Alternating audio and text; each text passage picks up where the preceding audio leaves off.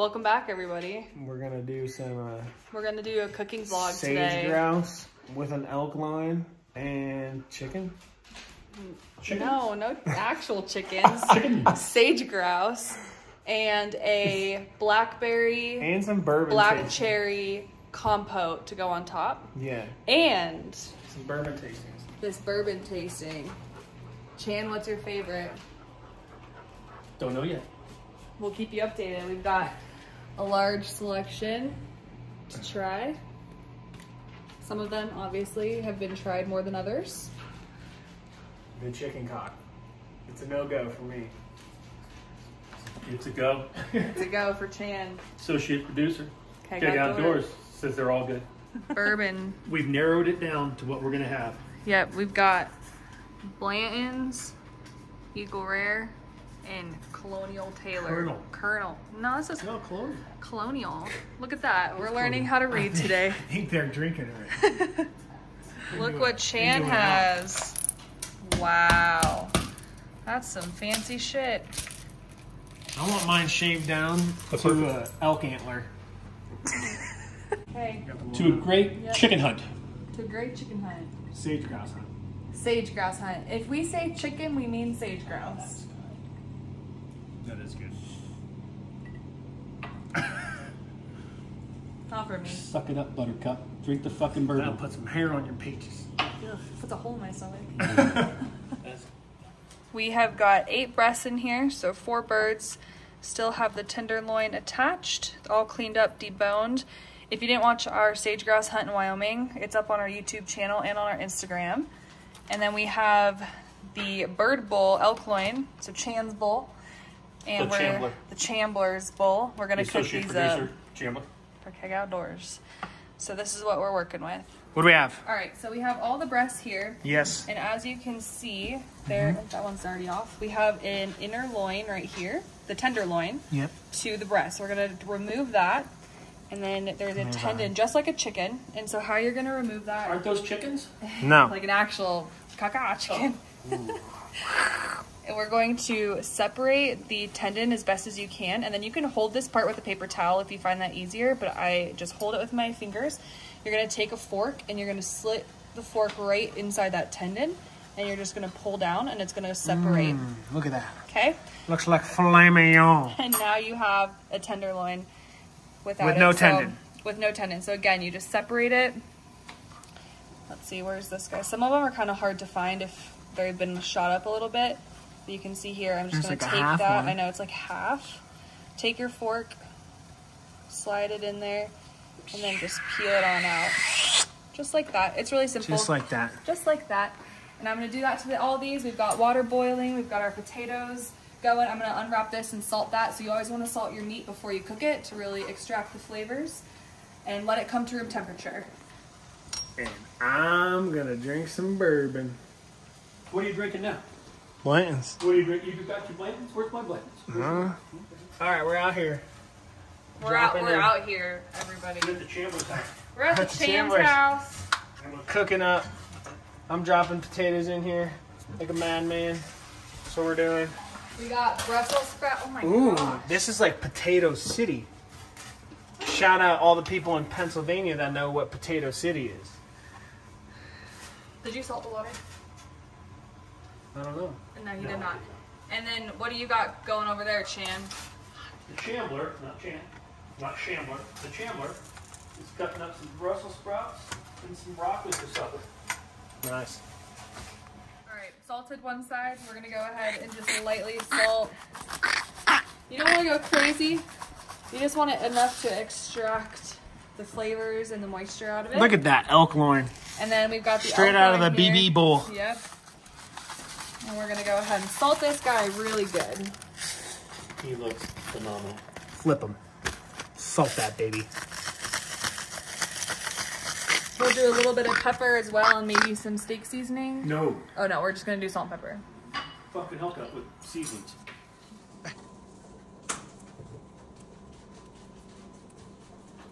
We have cherries and blackberries we're trying to figure out what we need for our sauce. We got cherries and berries, butter, balsamic vinegar, red wine, yes, sir, local honey. Now, this is key, yes, everyone. Very key. Pay attention. Where we shot our birds, in the Wind River. Stop licking the knife, Gertie. Wind River honey. In Wyoming is where we bought our local honey from. So, wherever you buy or shoot your game, buy the honey. Ooh! And we have rosemary and thyme from Chandler's garden that are a little dead. One whole shallot and some garlic. I'm cutting up some more.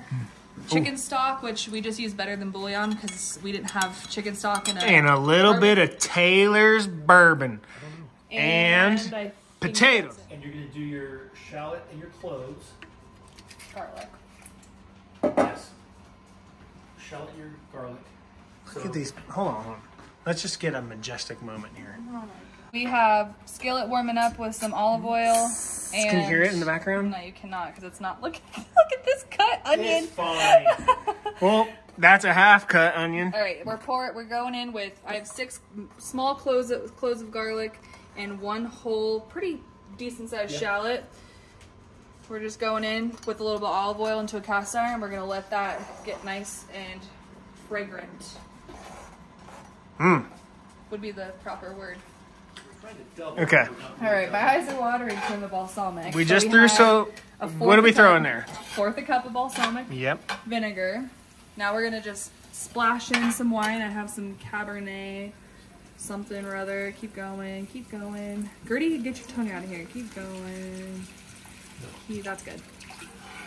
So this is what we're using here. You can use. You don't have to use that. Any red wine doesn't have to be this, but that's what we're doing. That's all I had. Add your chicken stock. Now we're gonna add. Now we're going chicken stock. Add all of this, though. We're gonna just start with a 1/2 cup. That's good. And you add your Chan's giving us directions over here. And that. add the butter, the honey. No, yeah. Spices. And again, we have some fresh rosemary. From where? From the Chandler's garden, and some fresh thyme that's looking a little rusty, so don't look too close. We'll back up. Now we're just gonna let these Hang up. marinate and thicken. You want to let the sauce thicken. Our potatoes, about 2 tablespoons of butter, some 1/2 and 1/2, and our roasted garlic. Mashing them up in here. We might need to add a little more 1/2 and 1/2. We might need some 1/2 and 1/2, Brendy says. Ooh, making these creamy. And salt in there too. There's some salt. Meanwhile, our sauce is at a simmer. You want to bring it to a simmer and really just let it thicken up. It's not quite there yet. It takes about 10-ish minutes. We still got all of our meat coming to room temperature. Yum. All right, we had all this boiling. Now we reduce the simmer. It's still a little boil, but now we're adding Our cherries, blackberries, some kale mix in there. There's a little kale.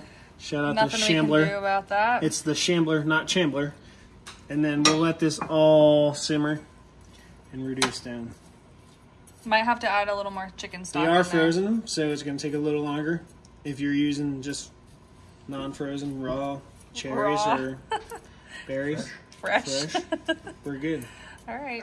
So the recipe that we were supposedly following calls for you to use an immersion blender and blend half the sauce, but we're not going to do that. We're redneck. It's just not happening. So we're taking. Well, we're redneck.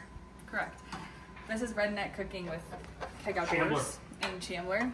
So I'm just taking a potato masher and just loosely mashing everything up. Do what you got to do. We got that on a boil, and now I have my pan over here heating with some olive oil and some butter. Remember we salted this earlier? Yep, and I did a little pepper as well. So we're gonna drop that on in. And yeah, everything's at room temperature. And over here, I did up our temperature to 400. So I said 350 at the beginning. It's 400 now. All right, this has been on for about 3 minutes. Gonna go ahead and flip it. We usually wait till you can see the heat line come, the cook line come about halfway. Go ahead and flip it. I have these skillets going with some butter, and I'm gonna put some olive oil in there. And then we're gonna put the grouse on here. Chickens, grouse, about the same thing. No, they're not. Our sauce is still thickening up nicely. You can see it's getting pretty thick. So I'm gonna go ahead and add our Wind River honey in there. Remember, you gotta get the honey where you shot the birds. Yep. Give her a good razzle dazzle in there. Ooh. And then, Honey the bear. See ya. last but not least, some cold butter. I don't know, remember how much. I'm just gonna throw in what my heart desires, which is that much right there. Boom. That's what the heart desired. Alright, let's throw Muncies. pan is bubbling up. We're gonna add our Sage grouse. sage grouse. Chicken. Probably could have done one pan. Get those nice and layered down in there. We got the honey hole for next year too. Opening day, the Chandler's lamb. Can't see, the sun's like really coming in now. I can't even see.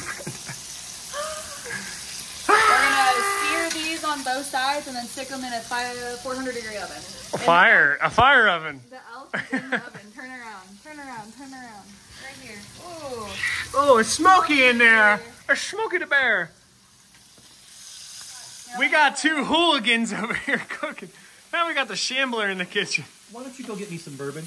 What are you doing here? Constantly flipping.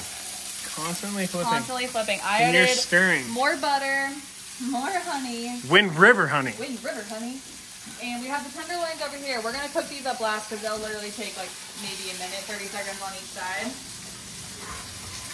We got that guy going still.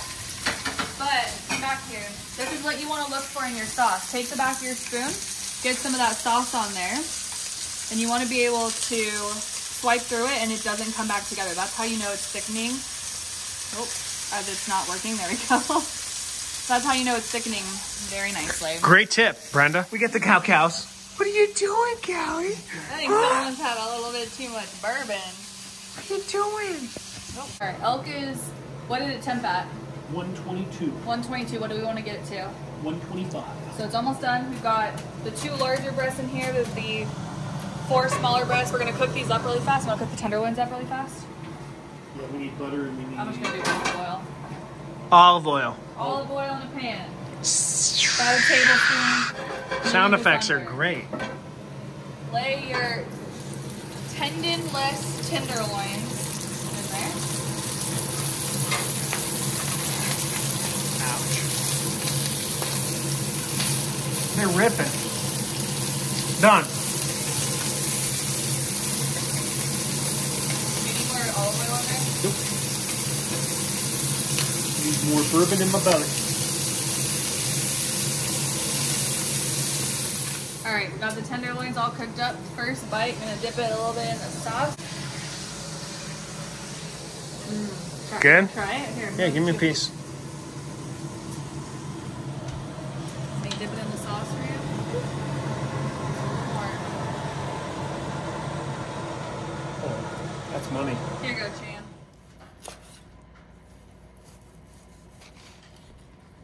Look at that. Chef's kiss. Chef's. That's fucking perfect. That is literally perfect. All right. We've got the breasts, the tenderloins, and the elk, and our berry compote sauce situation. Yum. You got the Chandler, associate producer, Keg Outdoors, here at home. Sharing time with the ones I love. And we got a little elk roast. Tenderloin, shot off the baby bull. Right here. Cooked to 125. Got the tenderloins of the chicken Seared. I shot. Nailed that son bitch. 125. And the breasts. We think 125. Hard to Yeah, cook. roughly want to look like that-ish. Might overcooked a little bit, but we put this sauce on there. Life's good. You got the Chandler. The Potato Man, aka Kegger. Dropping them in one by one. The garlic is. Oh, Oh, you're doing it right now. yeah, I was. I didn't know you were doing it.